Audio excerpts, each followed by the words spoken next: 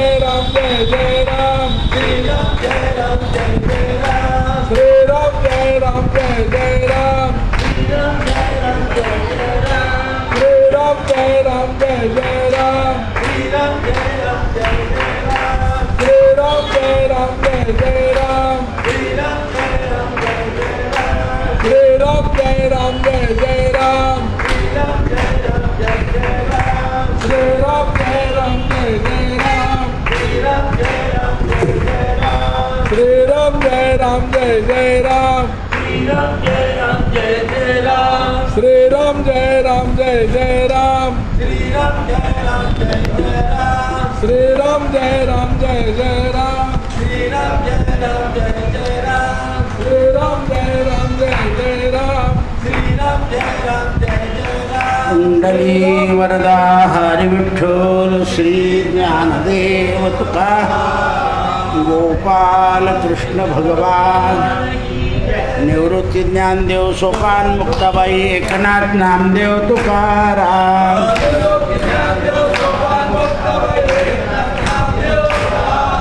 निवृत्ती ज्ञानदेव सोपान मुक्ताबाई एकनाथ नामदेव तुकाराम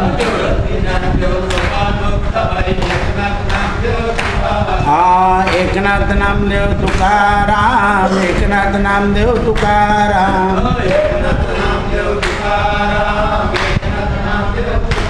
नमः पार्वती पदे सीताकांत स्मरण जय जय रघुवीर समर्थ जाज्वल्य मुनी आणि तुलाधार वैश्य आणि पक्षाचा उपदेश म्हणजे आज पक्षी उपदेश करणार आहे. पक्षाचा आता आपल्याला असं वाटेल पक्षी उपदेश करतात, हे झाडंसुद्धा उपदेश करतात, नद्या उपदेश करतात, पर्वत उपदेश करतात. याची जी भाषा आहे ही आपल्याला समजत नाही, पण ऋषी लोकांना समजते. आता उदाहरणार्थ हे झाड आहे, या झाडाची भाषा अशी आहे की हे झाड मानवाला प्राणवायू देतं. म्हणजे त्याचं काम काय आहे? देणं. दुसरं आनंद देतं झाड पाहिल्यावर. तिसरं त्याचं फळ देतं. आणि एवढं नाही तर धरेला धरून ठेवतं. ही भाषा वृक्षांची. तशी पक्ष्यांची आहे. व्याघ्र, हत्ती यांचे बोध काय आहे समाजाला, यांची निर्मिती का केली आहे ईश्वरानं, आणि हे सगळे समाजाला अनुकूल आहे, फक्त समाज यांना प्रतिकूल आहे. झाड काय करतं? आता तुमचं स्वयंपाक वेगळं, पण आपलं अन्नसुद्धा झाडच पचवतं, शिजवतं. आणि तेच अग्नी रूपानं आपल्या शरीरामध्ये झाड काय करतं? अन्न पचवतं. म्हणजे त्याच्यापासून आपला आहार विहार ही भाषा असते. याला ती झाडाची भाषा, नदीची भाषा. नदी वाहते, कशी वाहते? तर कशाचाच विचार करत नाही, फक्त समुद्राला मिळण्याचा विचार करते. तद्वत तिचं ध्येय ते आहे की समुद्राला मिळणं. तसं जीवाचं ध्येय पाहिजे ईश्वराला. अशा भाषा असतात. नदी कुठे बोलते का? बुवा तर काही बी सांगतो, बोलायला काय लागतं बुवाला? नदी बोलते. हे शास्त्राच्या ज्ञानाने कळतं. मुका आहे, त्याला वाणी नाही, पण तो हातवारे करतो, त्याच्यावरून आपल्याला समजतं. याला काय पाहिजे? चहा. मग ही सगळ्यांची भाषा ठरलेली आहे, जेवढे जे आहे. आणि शास्त्रानं या सगळ्याचा अभ्यास केला आहे आणि ते सगळं महाभारतात आहे. म्हणून महाभारत ज्याने अभ्यासलं, वाचलं नाही, अभ्यासलं. वाचून तर सगळे टाकून देतं. वाचून टाकलं म्हणे मी सगळं टाकलं. असं आहे. त्या जाज्वल्य ऋषी म्हणतात, हे वणिक महोदया, शब्द पहा कसे आहे, तुमच्या हातामध्ये तराजू आहे आणि तुम्ही सौदा तोलणारे आहे. सौदा तोलणारे असून धर्माचा उपदेश कसा करतात? म्हणाले का? व्यापाऱ्याला स्वर्गाचे दरवाजे बंद असतात. कारण एक तर तोलामध्ये पाप करतो आणि दुसरं खराब मालामध्ये चांगला माल टाकतो. बघा तुम्ही, व्यापाऱ्याला, मग व्यापारी दान करेल तर स्वर्गात जाईल, पण तेही दान त्याने तद्दान दिलं पाहिजे. त्याने जर नावाकरता दिलं तर स्वर्गाचा दरवाजा उघडणार नाही. म्हणून प्राण्यांच्या जीवाला तुम्ही त्रास देतात, पशूंना त्रास देतात. जीवन निर्वाह कसं करतात? तुम्ही स्वतः नास्तिक असतात आणि दुसऱ्याला नास्तिक करतात. मग तुमच्या जीवन यात्रा कशी संपेल? तुलाधार वैश्य बोलता येतात. म्हणजे जाज्वल्य मुनीने फक्त शास्त्राचा जो प्रथम विचार आहे तो त्याला सांगितला, तो त्याच्या पलीकडचा विचार सांगेल आता. म्हणजे जाज्वल्य मुनीपेक्षा तुलाधार वैश्य किती श्रेष्ठ आहे हे आता आपल्याला कळेल. हे ब्रह्मन, दुसऱ्याचे कष्ट दूर करणं हे सगळ्यात मोठं ब्रह्मकर्म आहे. आणि जीवनाचा निर्वाह केला पाहिजे. आपण आपलं उदरभरण करायचं आणि दुसऱ्याचे कष्ट दूर करायचे, हे लक्षात ठेवा. म्हणून याचा उपाय सांगतो मी तुला, हे ऐक. मी नास्तिक आहे किंवा आस्तिक आहे याच्याकडे पाहू नको. मी यज्ञाची निंदा करतो किंवा यज्ञ उत्तम कर्म आहे असं सांगणार नाही. पण जे जनहित करणारे लोक आहेत ते दुर्लभ आहे, बस हा मुद्दा लक्षात ठेव. जनहित आहे, केव्हाही प्रत्येक माणसाच्या कर्मामध्ये जनहित असलं पाहिजे, राष्ट्रहित असलं पाहिजे, समाजहित असलं पाहिजे. मी तुम्हाला सांगितलं ना, एका ठिकाणी मी साखरपुड्याला होतो, तुम्ही ओळखून घ्याल आता. साखरपुड्यामध्ये 13 पदार्थ होते. किती? 13. साखरपुड्याला सुरुवात होण्याच्या आधी तो सगळा वास आला 13 पदार्थांचा. सगळे कुचकुच करायला लागले. आता ते आमची यजमानच असल्यामुळे म्हणे काय लावलं आहे? म्हणे तुम्हाला लग्न लावावं लागेल म्हणे दादा, साखरपुडा नाही. त्यांना बोलवलं नवरीवाल्यांना, हे 13 पदार्थ साखरपुड्याला समाजाला घातक ठरेल आहे तुझं काम. लग्न लावतो का आम्ही जाऊ? शेवटी 1 तास उशीर झाला. गावातून सामान आला, मणी, मंगळसूत्र, कपडे, लत्ते. दादा जोशी उभे राहिले, सावधान कस्तुरी. आयुष्यात साखरपुड्याची पूजा आणि लग्नाचा दिवस समाजाच्या विरुद्ध आहे, लक्षात ठेव. 13 पदार्थ. एकदा समाजात पद्धत पडली म्हणजे गुजराल पेट्रोल पंपाकडे लग्नच लागलं, सगळे तोंडात बोट घालायला लागले. बरं माणसं किती सांगितले तर साखरपुड्याला? 3000. कशी बसली कानात? श्रीमंत पूजन नाही, काय समाज असं काय. सगळे वेळ चाललं का समाजापुढे बोलायचं नाही. कारण समाज काय करतोय? शिस्त लावतोय. म्हणून शिस्त हा एक उपदेश आहे. पूर्वी लोक अंत्ययात्रेत खाली मान घालून चालायचे, आता गप्पा मारत चालतात.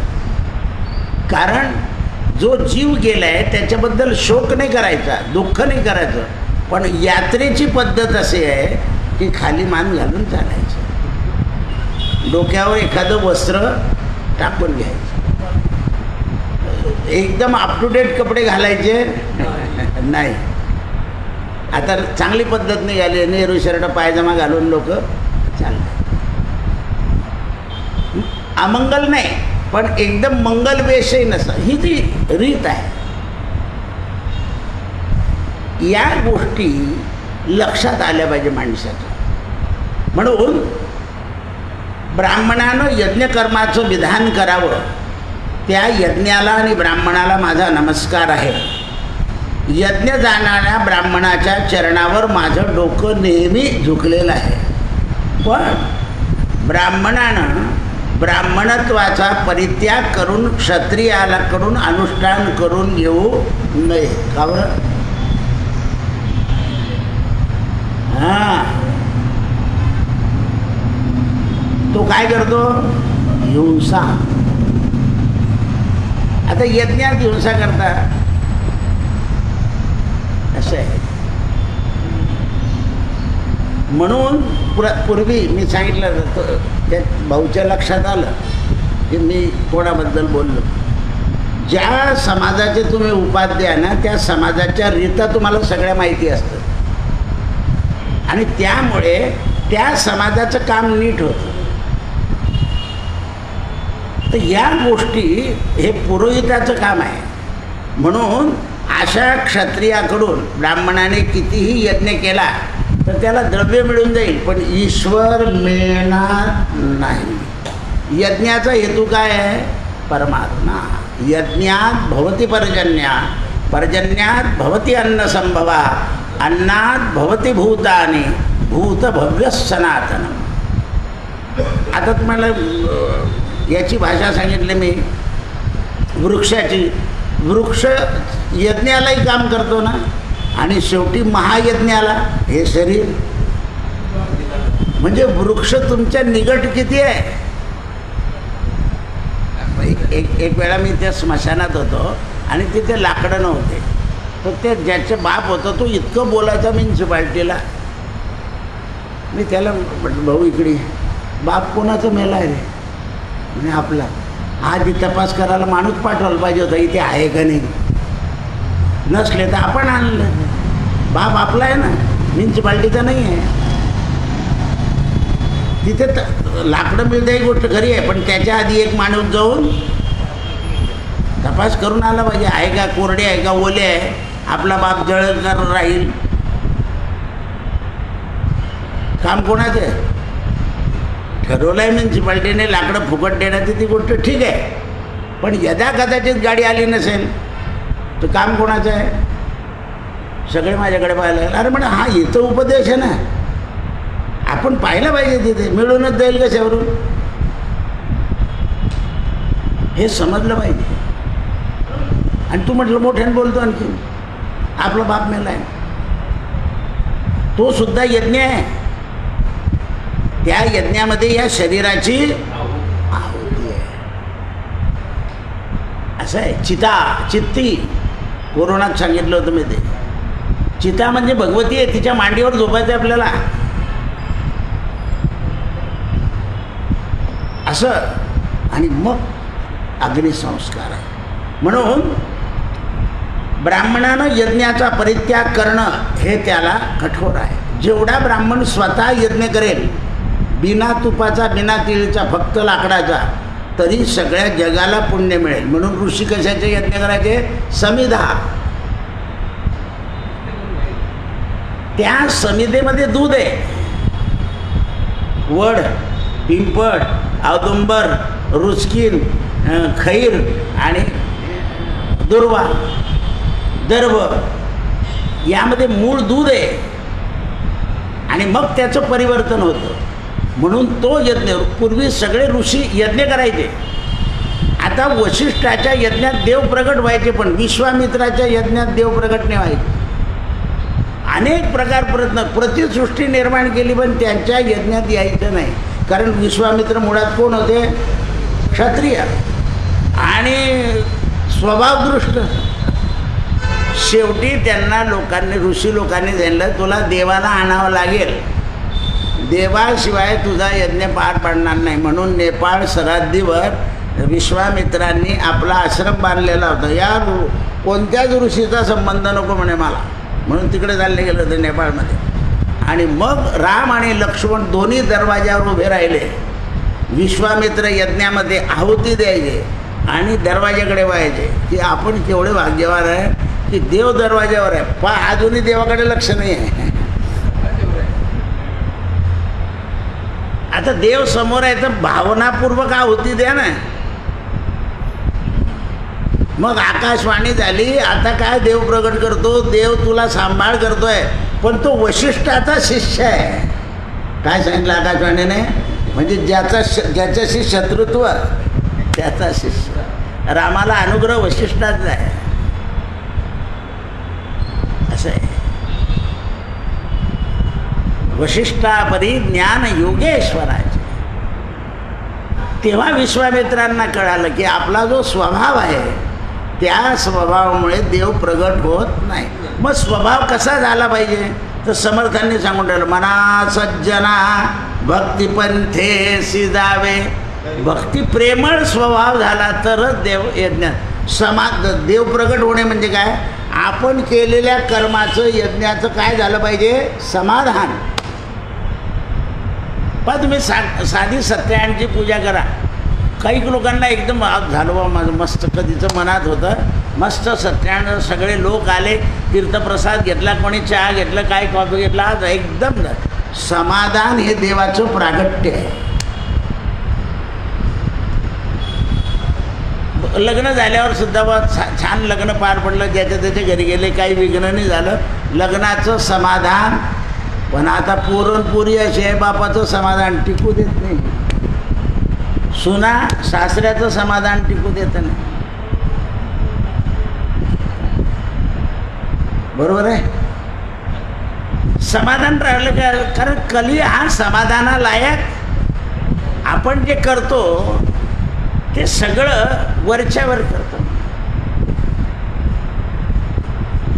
आणि त्यामुळे जे समाधान मिळालं पाहिजे ते मिळत नाही. जसं प्रवचन ज्या दिवशी आपल्याला कळालं मनापासून, आपण म्हणतो आज काय आहे, काय झालं, समाधान झालं. आपल्याला ज्ञानाची जी प्राप्ती होते, आता आपण किरकोळ कामाकरता टाळून देतो प्रवचन, ती गोष्ट सोडा, पण समाधान मिळत. दुसऱ्या ठिकाणी समाधान नाही ना. झाले समाधान आता उठावे ते मना, येत नाही नारायणा. नारायणा मनात येत नाही याचं समाधान. कारण ज्या वेळेला प्रसन्नता येते त्याच वेळेला समाधान होतं. आपण रोज श्लोक म्हणतो, प्रसन्न वदनम ध्याये सर्व विघ्नोपशांतये. मग विघ्न कोणामुळे येतात, काम, लोभ आणि तिसरा भाऊ क्रोध. मग आपण कोणाकडून अति अपेक्षा करायच्या नाही. जसं काही लोकांना सवय असते, एखादा जवळचा मित्र असतो, तो उशिरा येतो, अर्ध काम झाल्यावर त्याला वाटतं हा रागवेल, अरे जाऊ दे आता तू उशिरा आला ना, आता याच्या पुढचं चांगलं सांभाळा, असं गोड बोलून त्याला कामाला लावून देतो. आणि आपल्यासारखा दचड, कशाला आला, नसता आला का, तुझ्या बाजून राहून गेला असतं का, झालं असंच बोलता ना. आणि मग कसं काय होईल, अरे आलाय तो उशिरा, त्याला गोड बोलून दुसऱ्या कामाला लावून मोकळा हो. नाही रे, चिडला नाही भाऊ, बरं असं आहे.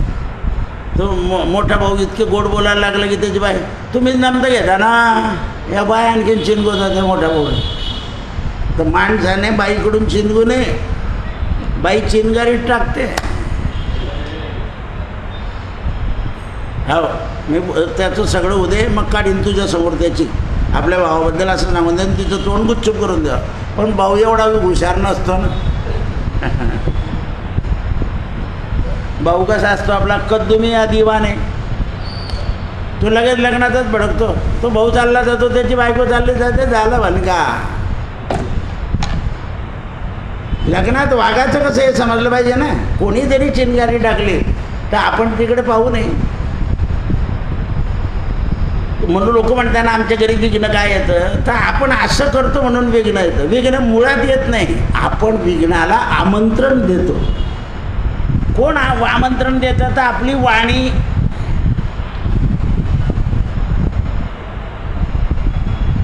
एखाद्या माणसाने मौन धारण करून जेवायला सुरुवात केली, त्या बाईने नाही तूप आणलं तर काही बिघडतं का? पण हा काय करतो,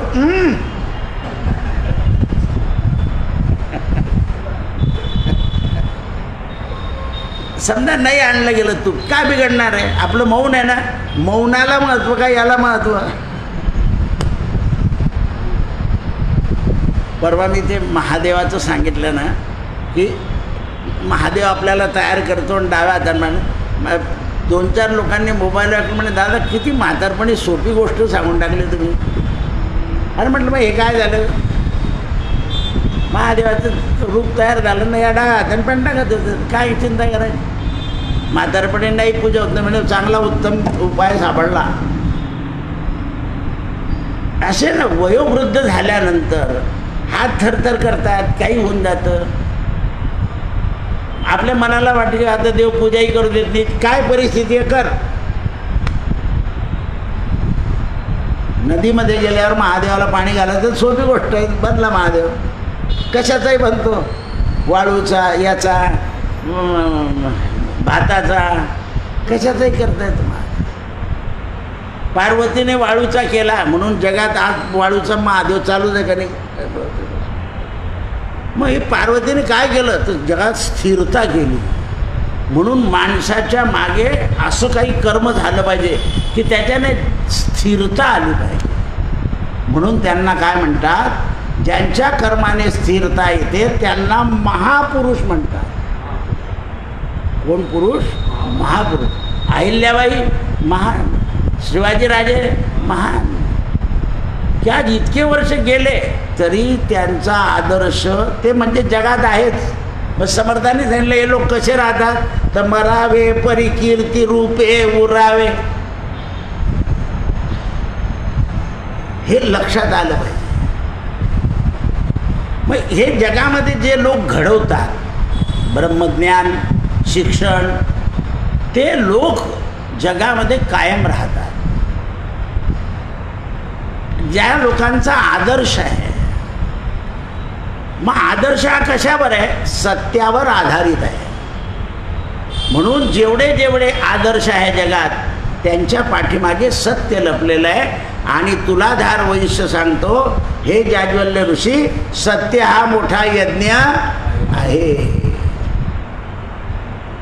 मग त्याचं वचन सांगतो म्हणे, तुम्हीच सांगितलंय ऋषी लोकांनी, मी तर व्यापारी आहे. सत्यम परम धीमहि सत्यम शिवम सुंदरम. गांधी बगीच्यावर लिहिलंय, सगळे वाचतात, पण कोणाचं लक्ष नसताना झाड तुटलं तरी कबूल करत नाही. सत्यम शिवम सुंदरम असं आहे. काळाच्या मानाने सत्यम शिवम दरवाजा बंद होऊन गेला, दुसऱ्याच दरवाजाने बघितल्यात जा, मेन दरवाजा बंद झाला आता. असं आहे. मुलांच्या खेळण्याकरता आहे आणि बाकीच्यांच्या लोकांच्या आनंदाकरता येतो. मुलं खेळताय, आनंद पाहतो मनुष्य, याच्याकरता बगीचा आहे. बाग आणि बगीचा. बागेमध्ये असलेले झाडं, फुलं वगैरे याच्याने सुंदरशी हवा येते. पण रात्री 10 वाजता बसले तर डास त्रास देतील.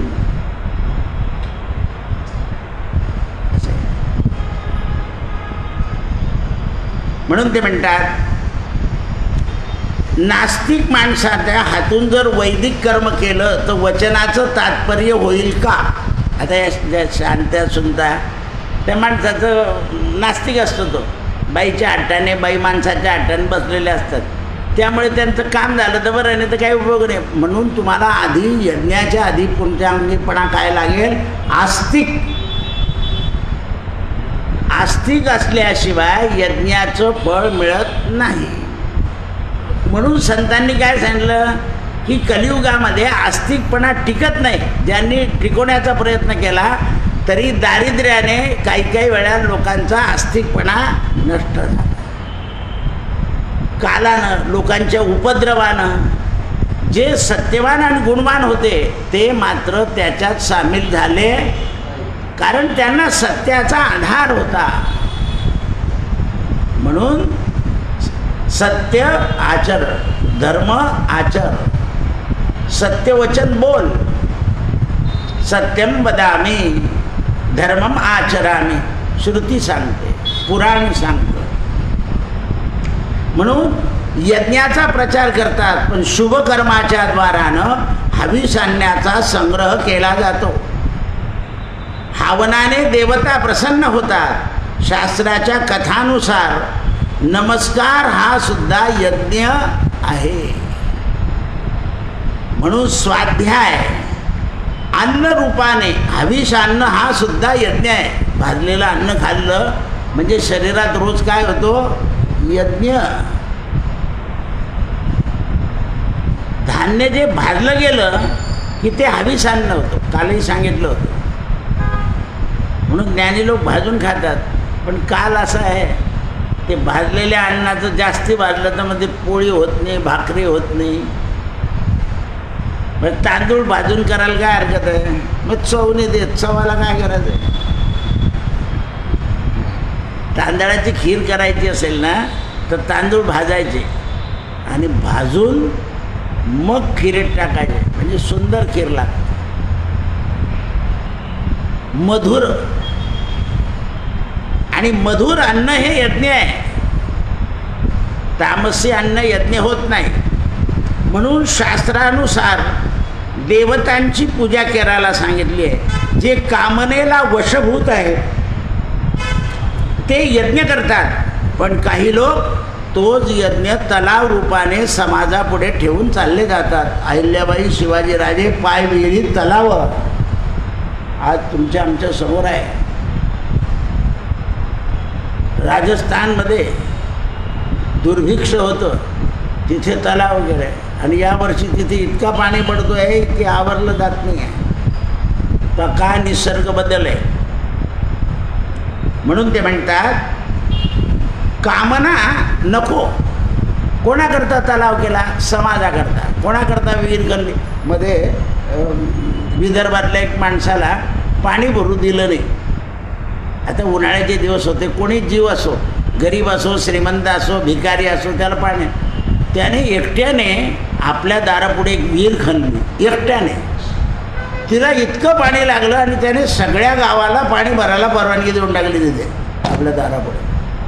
मग ते जे भरू देत नव्हते त्यांच्या विहिरीचं पाणी गेल्यावर त्याच्या विहिरीवर गेले. बा कशी वेळ येते. त्याने काही नाही, सगळं घेऊन जा. कावळे गुरुजीसारखे होते. आणि पाणी चाललं गेलं तर काय करशील मग तू? तुला कोण भरू देईल? तो म्हणे गेलं त्या दिवशी पाहिजे नाही, पाणी भरा. हा यज्ञ आहे.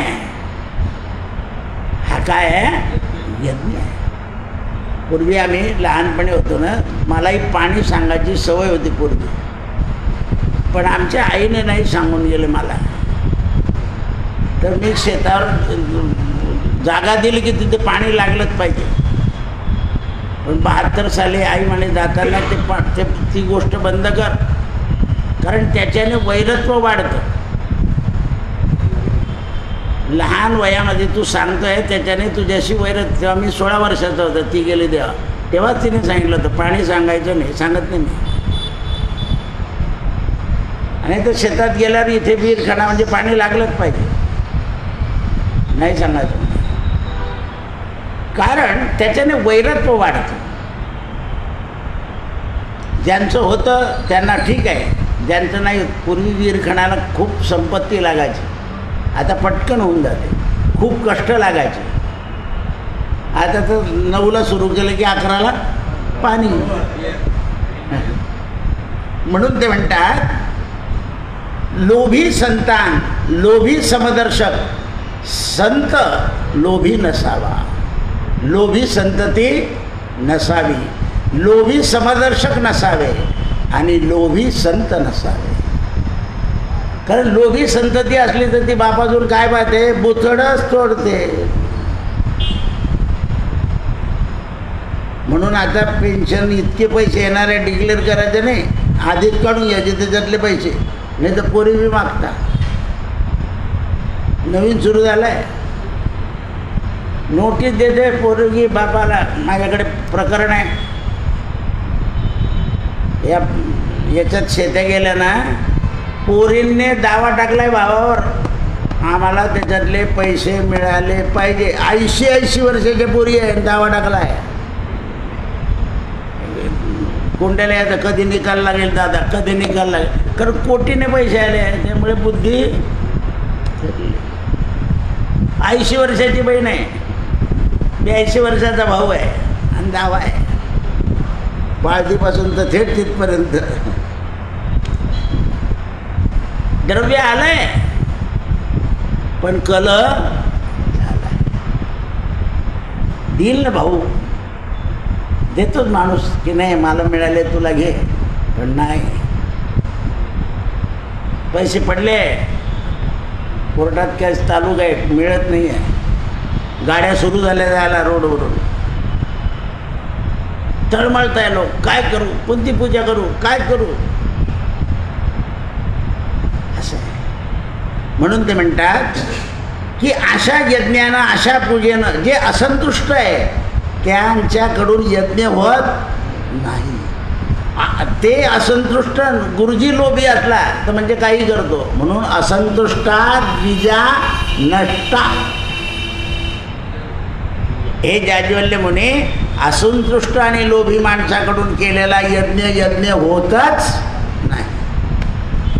कारण शुद्ध भाव असल्याशिवाय यज्ञाची सांगता होत नाही. एका कैकईने प्रसादाकरता गडबड केल्याबरोबर घशात अटकून गेला, दुसऱ्यांदा प्रसाद गाई गेला तर घशात अटकून गेला.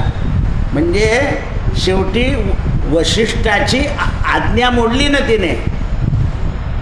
वशिष्ठ कोण होते? गुरु. राजाच्या हातात देऊन टाकला होता चरू की महाराज राजे तुम्ही वाटून द्या तुमच्या 3 राण्यांना. म्हणे नाही, गुरूंच्या हातून वाटलं गेलं पाहिजे. मग त्यांनी आधी धर्मपत्नीला दिलं. धर्मपत्नी म्हटल्यावर काही तडकली. यज्ञामध्ये विघ्न आलं. पहा, देवाचं काम होतं तरी तिथे विघ्न आलं, कारण क्षत्रियाकडून यज्ञ केला होता. मग क्षत्रियाला यज्ञ करू जा म्हणून वशिष्ठ हुशार होते.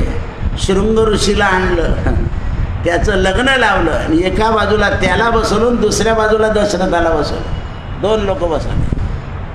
कारण ऋषी सद्भावनेनं यज्ञ करेल आणि इथे कुभावना निर्माण होईल. आणि जर कुभावना निर्माण झाली तर ईश्वर अवतार घेणार, तरी जे व्हायचं ते झालंच. ते निभलं कोणामुळे? शृंग ऋषीमुळे. असं आहे. म्हणून यज्ञात समभाव पाहिजे. यज्ञात भवती पर्जन्य. पर्जन्याने अन्न निर्माण होतं, अन्नाने प्रजा निर्माण होते. म्हणून शुद्ध भाव पाहिजे. विप्र अग्नीत आहुती टाकतो, ती आहुती सूर्यापर्यंत पोहोचते. ज्या ज्या ग्रहांना बोलवलं जातं त्यांचं नाव घेतलं की सूर्याय स्वा इदं सूर्याय नमः आकृष्णेन रजसा वर्तमानो निवेशयन् असा मंत्र म्हटला की ती बरोबर सूर्यापर्यंत जाईल. त्यांचं रूप तयार केलेलं असतं तांदळाने, नवग्रह मांडलेले असतात. पण गुरुजी सांगत असताना यजमानाचा भाव तिथपर्यंत पोहोचला पाहिजे. आपण म्हणतो असावा तर तो असं फेकतो. असं सांगितलंय. स्वाहा म्हटल्यानंतर अग्नीचं तोंड मोकळं होतं. जसं आपल्या तोंड बंद असतं चावताना, पण घास गेलं की तोंड आपोआप उघडतं. घास समोर गेलं की तोंड उघडतं असं म्हणावं लागतं का तोंडाला उघड रे भाऊ? नाही. ती क्रिया तशी यज्ञाची क्रिया आहे. म्हणून जनी भोजनी नाम वाचे वदावे, अति आदरे गद्य घोषे म्हणावे, हरी चिंतने अन्न सेवित जावे, तरी श्री हरी पावे. एक बाई मध्ये अशी म्हणजे 3-1 वर्ष झाली म्हणजे दादा हे जेवताना भारत बनबन करतात. म्हटलं तू असं कर, स्वयंपाक करताना देवाचं नाव घे आणि तो जेवायला बसला की तू देवाचं नाव घेत राहा. 6 महिन्यात शांत होऊन जाईल. मग आली ती सांगून दादा शांत झाली, इतकी शांत झाली काय पण नाही जेवायला दिलं तर काही बोलत नाही. म्हटलं मग तू बिघडली, तू बिघडली ना धडधडी. जेवायची वेळ झाली म्हणजे जेवण दिलंच पाहिजे. पण तू शांत म्हणलं आता जेवायला नाही दिलं तरी काही बोलत नाही. म्हटलं तू बिघडली ना, काय झालं उपयोग? हे कळत नाही माणसाला. म्हणून माणूस नागासारखा फुंकारलाच पाहिजे थोडंसं. नाही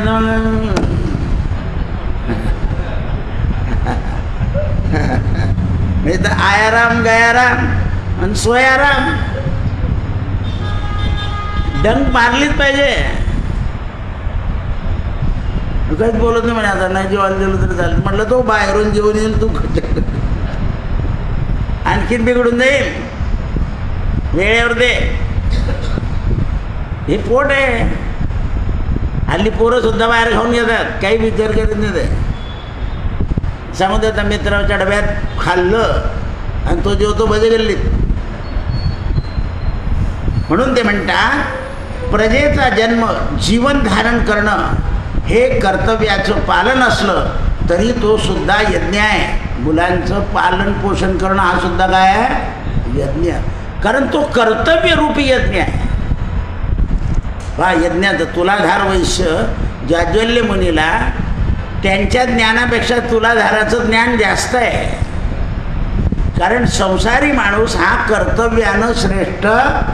सत्यगुरु राये कृपा परिणाई घडली सेवा काही.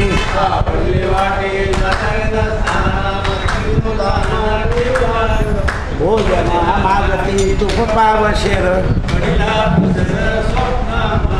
काही कळे उपदलांतराय.